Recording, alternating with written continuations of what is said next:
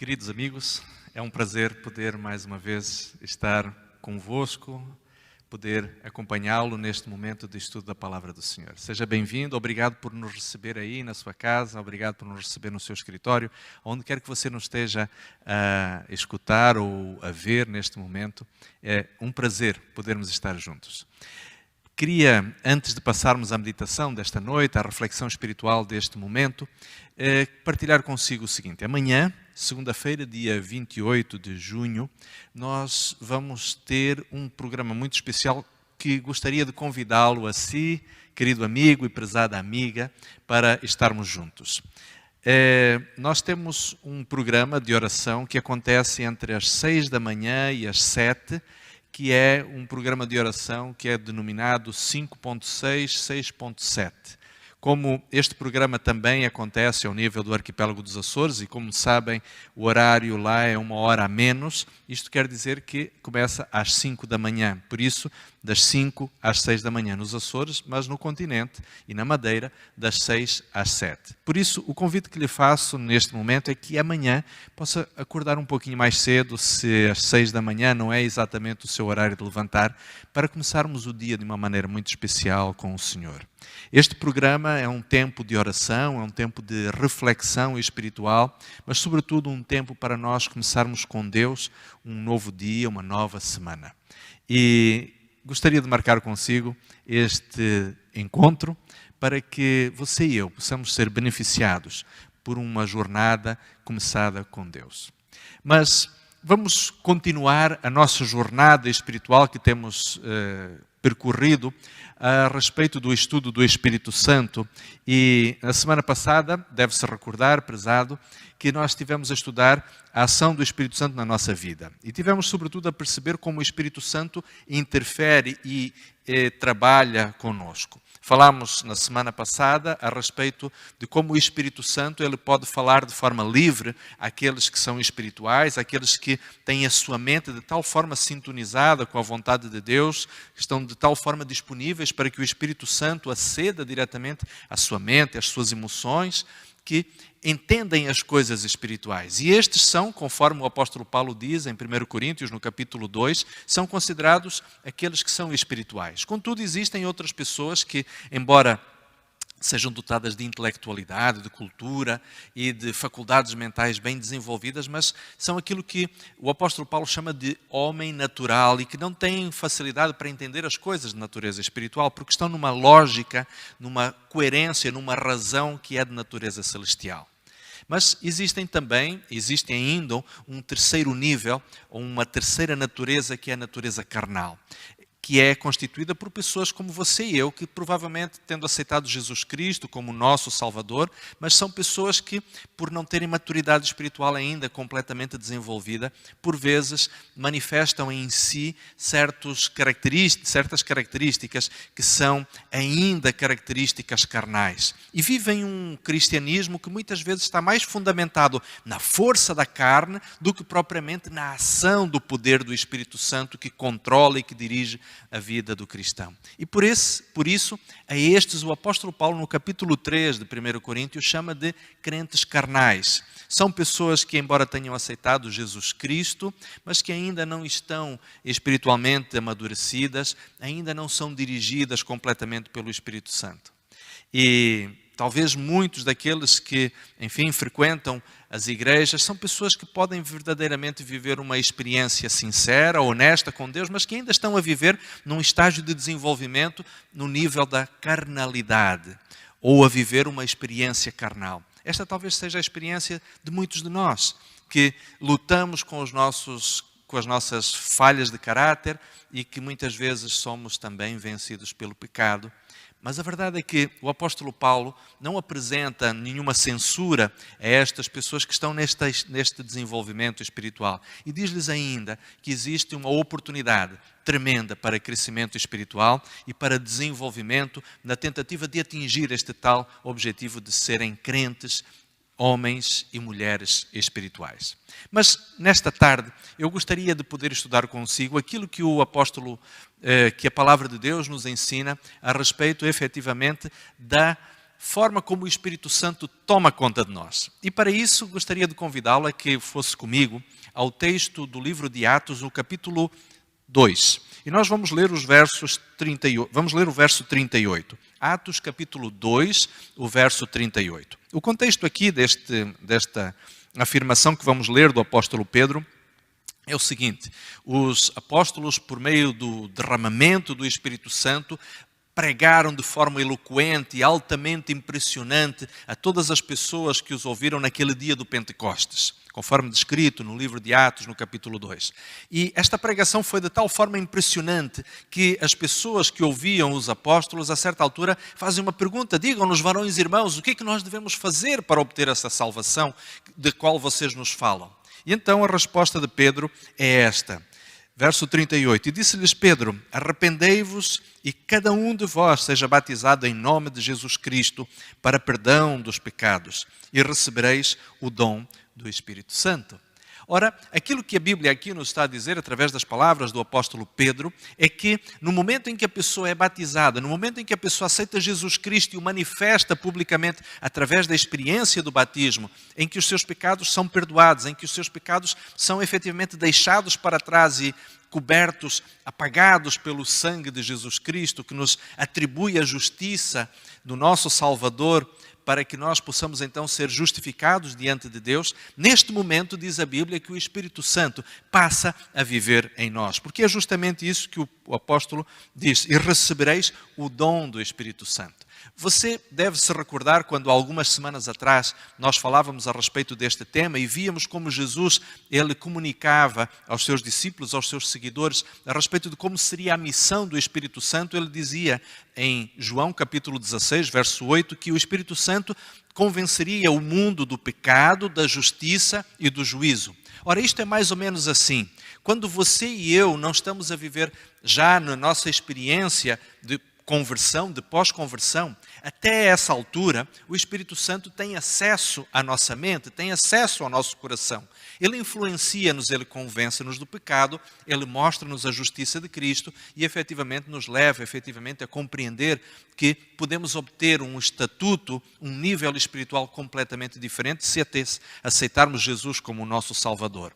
Até então, o Espírito Santo trabalha, diríamos assim, influenciando a nossa mente, como se fosse do exterior de nós para dentro, diríamos assim, da nossa mente. Mas a partir do momento que você e eu somos batizados, a partir do momento que nós passamos a ter uma experiência de conversão, o Espírito Santo deixa de nos influenciar externamente para passar a viver dentro de nós. É isto, efetivamente, que a Bíblia nos diz, que ao um crente ser batizado, ele recebe o dom do Espírito Santo. Nós vamos ver dentro de instantes alguns textos bíblicos que nos falam realmente a respeito disto e ampliam um pouquinho mais a ideia que estamos a estudar agora. Mas a questão é efetivamente esta, querido amigo. E talvez alguém que nos esteja a assistir, algum crente, algum irmão nosso que faça parte de algum movimento religioso diferente da Igreja Adventista, talvez tenha sido de alguma forma instruído espiritualmente a acreditar em algo um pouquinho diferente. Há muitos movimentos religiosos que, com toda a honestidade, com toda a sinceridade, acreditam que o crente, ele é batizado na água e este batismo é válido porque marca a conversão, marca o arrependimento para a vida anterior de pecados e para o ressurgimento para uma nova vida. Contudo, acreditam muitos cristãos, talvez alguns daqueles que nos estão a ouvir neste momento, que quando a pessoa ela vai progredindo na sua espiritualidade, vai crescendo no seu nível de desenvolvimento espiritual, em determinado momento, de acordo com o seu crescimento, então ela recebe o batismo do Espírito Santo.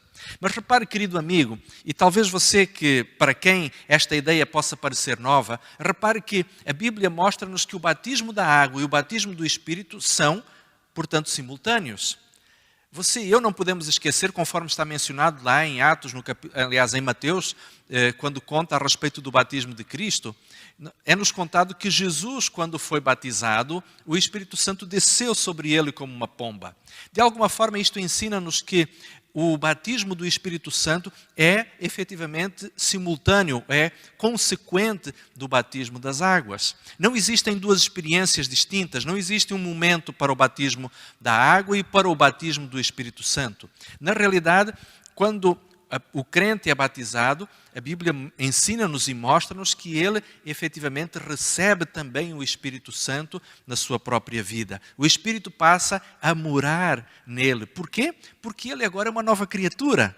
A Bíblia diz que aqueles que estão em Cristo são novas criaturas e eis que as coisas passadas efetivamente passaram e eis que tudo se fez novo. Portanto, se a pessoa é uma nova criatura, o Espírito Santo pode e deve e tem legitimidade para morar nele. No capítulo seguinte, o apóstolo Pedro vai continuar um pouquinho mais este tipo de argumentação e no verso 19, em Atos capítulo 3, no verso 19, ele diz: arrependei-vos, pois, e convertei-vos, para que sejam apagados os vossos pecados e venham assim tempos de refrigério pela presença do Senhor. Ou seja, este refrigério, esta experiência renovada que traz alegria, que traz entusiasmo, que traz paz, ela é resultante justamente, este refrigério é resultante justamente da presença do Espírito Santo na vida do crente. Mas eu gostaria que pudesse me acompanhar, querido amigo, prezada amiga, até a epístola do apóstolo São Paulo aos Coríntios. 1 Coríntios, capítulo 3. E vamos ler os versos 16 e 17. Este texto é também entendido por muitos cristãos como tendo, diríamos assim, que ver com a ação direta e pessoal do Espírito Santo na vida do crente. Contudo, deixe-me dizer-lhe aqui um pouquinho o seguinte. O contexto do capítulo 3 mostra-nos que aquilo que o apóstolo Paulo está aqui a falar é de caráter coletivo. Ok? O apóstolo Paulo está aqui a dizer, portanto, que há algo em que, portanto, a ação do Espírito Santo é também em caráter coletivo na igreja. Mas vamos ler o texto. 1 Coríntios, capítulo 3, os versos 16 e 17. E Paulo começa por dizer, ou por perguntar: não sabeis vós que sois templo de Deus e que o Espírito Santo habita em vós? Como eu dizia há pouquinho, se nós lermos o contexto, vamos perceber que o apóstolo Paulo está aqui a falar da coletividade dos crentes. E quando ele diz que vós não sabeis que sois templo do Espírito, ele está a falar a coletividade dos crentes, são, portanto, o habitáculo, o templo do Espírito Santo. Mas você pode estar a dizer, mas eu sempre acreditei que Paulo estava a falar aqui a respeito do templo, corpo de cada pessoa individualmente, como sendo o habitáculo do Espírito Santo. Sim, é verdade. Esta ideia também é do apóstolo Paulo. E nós vamos lê-la a seguir no capítulo 6 da sua epístola aos Coríntios. Contudo, aqui, e temos que ser honestos com o contexto daquilo que a Bíblia estava a dizer, Paulo está a falar, portanto, da coletividade. Mas isto não nega a ideia de que o Espírito Santo habita pessoalmente em cada pessoa. Ele habita corporativamente em todos e está presente no meio da igreja. Por isso o apóstolo Paulo faz justamente esta pergunta: não sabeis vós que sois templo de Deus e que o Espírito de Deus habita em vós? E depois o verso 17 diz: se alguém destruir o templo, e ele diz agora, se alguém falar contra a igreja, se alguém promover algum tipo de dissensão que destrua a congregação, que espalhe os irmãos, diz o próprio texto, Deus o destruirá, porque o templo de Deus, que sois vós, é santo. Portanto, aqui o que o apóstolo Paulo também estava a querer dizer era exatamente isto, é que era importante que houvesse uma unidade entre os cristãos. Ou seja, quando todos estão, diríamos assim, a serem conduzidos coletivamente pelo Espírito de Deus, não faria sentido de que se você e eu, todos aqueles que aqui de alguma forma estamos reunidos nesta conferência, nesta palestra, se você e eu, cada um dos ouvintes, cada uma das pessoas que nos assiste, está a ser dirigida pelo Espírito Santo, não faz sentido que tenhamos ideias diferentes, ou posições opostas, ou que inclusive nos andemos a degladiar, hostilizando-nos uns aos outros. O que o apóstolo Paulo no fundo está a dizer aqui é que quando você e eu temos a mesma influência do Espírito de Deus, faz todo o sentido que nós tenhamos efetivamente a mesma opinião ou que entendamos as coisas de forma semelhante e que haja um espírito de conciliação entre nós. Contudo, no capítulo 6, o apóstolo Paulo vai acrescentar mais algumas ideias. Eu gostaria de convidá-lo a irmos até 1 Coríntios, capítulo 6, e vamos ler o verso 15, depois o verso 19 e 20. E agora repare naquilo que Paulo vai dizer. Aqui, Paulo já está a falar agora em caráter individual. Aqui, Paulo já está a dizer que o meu corpo, o seu corpo, a nossa individualidade é a habitação do Espírito Santo. E ele diz assim: não sabeis vós que os vossos corpos são membros de Cristo? Tomareis, pois, os membros de Cristo e faloeis membros de uma meretriz? Não por certo. Depois no verso 19 ele diz: ou não sabeis que o vosso corpo é templo do Espírito Santo que habita em vós, proveniente de Deus, e que não sois de vós mesmos? Depois o verso 20 vai dizer ainda: porque fostes comprados por um preço, glorificai, pois, a Deus no vosso corpo e no vosso espírito, os quais pertencem a Deus. Aqui uma coisa muito interessante. Eu gostaria de chamar a atenção, abrindo um pequeno parênteses, para que você e eu possamos entender, querido amigo, prezada amiga, esta ideia. Repare, o apóstolo Paulo, ele diz no verso 15 o seguinte, que nós somos membros de Cristo. Depois, no verso 19, ele diz, nós somos templo do Espírito Santo. E, por fim, no verso 20, ele vai dizer que nós pertencemos a Deus. É interessante que a divindade, ela está profundamente interessada na sua salvação e na minha salvação.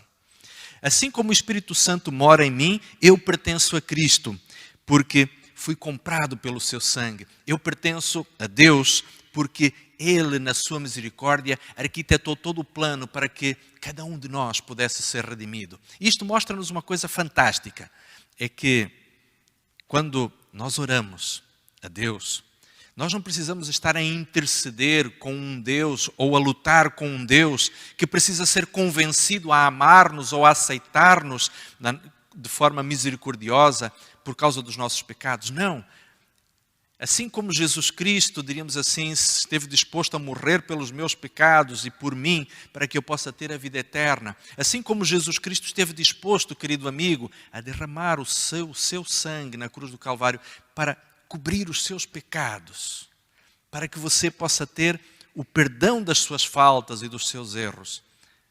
Deus o Pai está igualmente interessado na sua e na minha salvação. E o Espírito Santo continua permanentemente a atuar neste mesmo propósito redentivo de poder ajudar-nos na caminhada para a eternidade, de maneira que nós possamos ser verdadeiramente redimidos e completamente salvos. Portanto, estes versículos que acabamos de ler, eles mostram-nos, entre outras coisas, de fato, a unidade da divindade no processo de redenção do ser humano. Mas, voltando novamente à temática inicial, a questão do Espírito Santo e nós, aqui nós podemos entender verdadeiramente que o Espírito, ele quer habitar em nós. E esta é a forma mais pessoal com que nós encontramos a Bíblia a descrever a intervenção, o tipo de intimidade que o Espírito de Deus quer ter com cada ser humano. É habitar em nós, tomar conta de nós. E aqui é uma coisa muito importante. Algumas pessoas, por vezes, falam do Espírito Santo como se ele fosse uma força, uma entidade, como se fosse tipo de um poder que pudesse ser manipulado por quem quer que fosse. Algumas pessoas, por vezes, na sua própria espiritualidade, dão a entender que elas atingiram um determinado estatuto religioso ou de uma vivência de comunhão com Deus que lhes permite, de alguma forma, dar ordens ao Espírito Santo, mais ou menos como se o Espírito Santo fosse o gênio da lâmpada e o cristão fosse tipo o Aladim, que de alguma forma, de acordo com aquela lenda do Oriente, tivesse a capacidade de manipular aquele gênio que tem todos os poderes, mas que é dominado pelo seu amo. Querido amigo, deixe-me dizer-lhe uma coisa, não existe nada mais estranho e mais distante do que a Bíblia nos ensina do que esta ideia. Eu não posso ser o amo do Espírito Santo. Eu não posso ser o mestre deste gênio que tem poderes sobrenaturais para fazer coisas impressionantes. Não. A ação do Espírito Santo é justamente o dominar o meu coração, o de tomar conta da minha vontade. Isto pode parecer humanamente bizarro e estranho, mas a realidade é exatamente esta. Eu não posso, de alguma forma, permitir... Aliás, a divindade não poderia permitir que a força onipotente do Espírito Santo estivesse ao serviço da vontade de um ser humano pecador. E na realidade o que acontece é justamente o contrário. Quanto mais o Espírito Santo atua em mim, Isto tem que ver exatamente com o fato de que eu me permito, ou eu permito ao Espírito Santo que Ele domine os meus pensamentos, as minhas emoções, e que Ele seja o Senhor da minha vida. Portanto, eu não vou dar ordens ao Espírito Santo, eu não vou manipular o Espírito Santo como se fosse o seu amo, como se fosse o seu mestre. Aquilo que a Bíblia efetivamente nos mostra é que o Espírito Santo em nós, Ele toma conta da nossa vida, Ele assume o domínio da nossa existência. Mas isso não tem que ver com opressão ou com manipulação.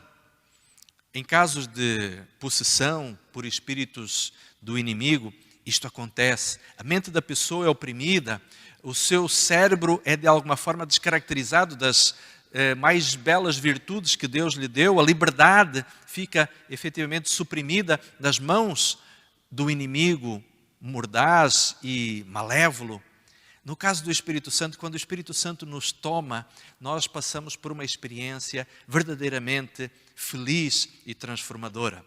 Deixe-me mostrar-lhe aquilo que a Bíblia nos diz do que acontece quando alguém está plenamente possuído do Espírito Santo. Vamos ao livro de Gálatas, ao capítulo 5, e vamos ler os versos 21 e 22. O que acontece quando alguém é possuído completamente pelo Espírito Santo? Gálatas, capítulo 5, versos 22 e 23. E diz ali o apóstolo Paulo, que é autor deste texto também, surpreendentemente, é talvez o apóstolo Paulo um dos que mais esclarece teologicamente uma série de temas que são apresentados no Novo Testamento, e ele diz aqui o seguinte: mas o fruto do Espírito é, e repare, Paulo fala aqui do fruto do Espírito no singular. Embora nós vamos ver que existem 4 efeitos, aliás, existem 9 efeitos da presença do Espírito Santo na vida da pessoa. Existem 9 virtudes decorrentes da presença do Espírito Santo na vida de alguém. E o apóstolo Paulo então diz, mas o fruto do Espírito é amor, alegria, paz, paciência ou longanimidade, benignidade, bondade, fé, mansidão e temperança. Algumas Bíblias traduzem a expressão por domínio próprio. Deixe-me falar um pouquinho consigo a respeito destas 9 características. Quando você e eu permitimos que o Espírito Santo se aposse de nós, que Ele seja o Senhor do nosso coração, que Ele seja o mestre da nossa mente, quando todos os nossos sentimentos estão dominados por Ele, repare algo de fantástico que acontece. A vida desta pessoa manifesta amor. Ela transborda bondade a todos aqueles com quem ela se relaciona. Existe um transbordar permanente de amor e de bondade. Por quê? Porque esta pessoa está ela mesma cheia da fonte do amor que é o próprio Deus. Nós não podemos esquecer aquilo que é dito em 1 João capítulo 4, verso 8, que diz que porque Deus é amor. A essência do caráter de Deus é amor. Na realidade, Deus é o próprio amor personificado. E aqueles que conhecem a Deus vão manifestar este mesmo amor. É por esta razão que a evidência da presença do Espírito Santo na vida de alguém será, sem dúvida, a manifestação do amor. E como consequência disso, virá a alegria. Imaginem alguém que é dominado plenamente pelo Espírito Santo, ter o coração cheio de amor, ter o coração permanentemente cheio de alegria, de contentamento. A paz transborda de cada uma das suas palavras. Ao seu redor existe uma atmosfera de serenidade, de estabilidade, de harmonia, porque esta pessoa está em harmonia com o Espírito que a conduz, está em harmonia com o Pai Celestial, está em harmonia com Jesus Cristo. Diz ainda que aqueles que são dominados pelo Espírito Santo são pessoas pacientes, longânimas, que a sua vida manifesta a misericórdia celestial, da mesma forma que Jesus foi misericordioso, compassivo com todas as pessoas com quem Ele se relacionou. Diz ainda que aquele que está dominado pelo Espírito Santo é uma pessoa genuinamente benigna. A bondade é autêntica, não é fingida, não é alguma coisa que, diríamos assim, a pessoa se esforça para manifestar bondade. E isto brota autenticamente do seu coração. Você deve estar a pensar a esta altura que uma pessoa que tenha todas estas características não seja humana. efetivamente, ela talvez não seja tão humana assim, porque alguém que vive sob a autoridade, sob a orientação do Espírito Santo, é alguém que está numa sintonia tão próxima com a divindade que ela já tem a mente de Cristo também. Mas o texto continua dizendo ainda que esta pessoa, ela manifestará bondade, fé. Uma fé que tem que ver com uma confiança inquestionável, inabalável na vontade de Deus. Esta pessoa, ela terá a convicção de que, independentemente das circunstâncias que possa estar a viver, assim como Deus a abençoou na semana anterior, no mês anterior, no ano anterior, na década anterior, como Deus foi bondoso com ela ao longo de toda a existência, ao longo de toda a sua vida cristã, não a abandonará nas dificuldades que estiver a viver no presente ou naquelas que vierem pelo futuro, porque ela sabe, como dizia Jó, ela sabe quem é o seu Redentor. E ainda que ela venha a morrer, esta pessoa sabe que haverá de ser ressuscitada pelo seu Redentor, que morreu por ela e que voltou à existência como a primícia da salvação e da vida. Diz ainda que aqueles que são dominados pela presença do Espírito manifestarão a mansidão, a mesma mansidão que Jesus Cristo manifestou ao longo da sua vida. E por fim, serão pessoas com temperança, pessoas com domínio próprio. Você fica a pensar, isto é possível? Sim, é possível. Querido amigo, é exatamente isto que Deus espera para a sua e para a minha vida. E uma coisa eu posso lhe garantir, não porque seja a minha palavra, mas porque é a palavra infalível de Deus, é que esta é a realidade que Deus almeja para você, para mim, para você, querido amigo, para você, prezada amiga, para você, caro jovem, para você que luta com problemas, com lutas pessoais, para as quais acha que não existem mais solução. Acredite, o Espírito de Deus quer fazer com que você seja vitorioso sobre todos os seus pecados, seja vitorioso sobre as suas lutas, sobre as suas compulsões, os seus vícios. Deus tem esta promessa de forma bem clara na palavra, na sua palavra. Mas queria terminar este momento mostrando-lhe um verso impressionante. Lucas, capítulo 11, o verso 13. Este texto, ele mostra-nos que o dom do Espírito Santo, ou o fruto do Espírito Santo, não é apenas algo que esteja ao alcance de uns poucos iluminados, como se de alguma forma existisse apenas uma pequena elite religiosa que conseguisse chegar a este estatuto, a este nível de superioridade. Mas esta é uma realidade que está ao alcance de você e de mim também, de todos nós. Lucas capítulo 11, e vamos ler o verso 13, onde encontramos ali o próprio Jesus a argumentar, mostrando, diríamos assim, que ele faz aqui uma comparação muito interessante. Ele diz, se vocês que sois pais humanos, pecadores, vocês são capazes de dar coisas boas aos vossos filhos, imaginem o vosso Pai Celestial. Leia comigo Lucas capítulo 11, verso 13. Jesus diz então, pois se vós, sendo maus, sabeis dar boas dádivas aos vossos filhos, quanto mais dará o Pai Celestial, o Espírito Santo, àqueles que lhe o pedirem. Você talvez esteja impressionado com o que o Espírito de Deus pode fazer, conforme é descrito em Gálatas no capítulo 5, no verso 22. Mas agora perceba, juntando as palavras de Paulo com a afirmação de Jesus, que Deus está ansioso. Deus está tão desejoso de dar o Espírito Santo a todas as pessoas que lhe o pedirem, como os pais, tão ansiosos de dar presentes aos seus filhos, a quem amam, apesar de eles mesmos serem pecadores e serem, por vezes, cheios de contradições. O mesmo não acontece com o nosso Pai Celestial. Por isso, querido amigo, não pense que ter amor, paz, alegria, benignidade e longanimidade no coração, ser bondoso, ter fé e por aí adiante, que é, diríamos assim, um conjunto de virtudes que estão ao alcance apenas de uns poucos iluminados em termos espirituais. Não, isto é a realidade que você já pode começar a viver hoje, que eu posso viver hoje, que eu posso estar a viver neste momento. Esta é uma realidade que está ao alcance de todos nós. E por isso, querido amigo, é tão importante que nós entendamos que o Espírito Santo pode viver hoje já na nossa vida. O Espírito Santo pode tomar conta de nós a partir deste momento. E a única coisa que nós precisamos, conforme Jesus nos diz aqui, é pedirmos que o Espírito Santo seja nos dado como um presente da parte de Deus. Talvez você que neste momento nos assiste, talvez você, querida amiga, que nos escuta neste momento, você já tenha sido batizado ou você já tenha sido batizada.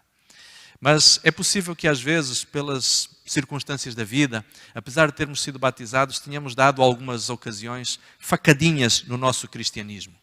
Vivemos uma religiosidade, enfim, meia boca. A verdade é esta. Ainda que você tenha, enfim, vivido um cristianismo dúbio, duplo, ainda assim, Deus está disponível para transformar a sua vida e fazer com que ela verdadeiramente seja uma vida ao padrão de Gálatas capítulo 5, verso 22. Que Deus o abençoe, que o Senhor o fortaleça, querido amigo. Que Deus a abençoe, querida amiga, de maneira que a sua experiência religiosa possa ser verdadeiramente transformada. Esteja disponível para deixar que Deus faça na sua vida com que os dons do Espírito, com que o dom do Espírito se manifeste, com que o fruto do Espírito Santo seja a realidade na sua vida. Que Deus o abençoe, que esta nova semana seja para você e para cada um de nós uma experiência de vitória. É minha oração, em nome de Jesus. Amém.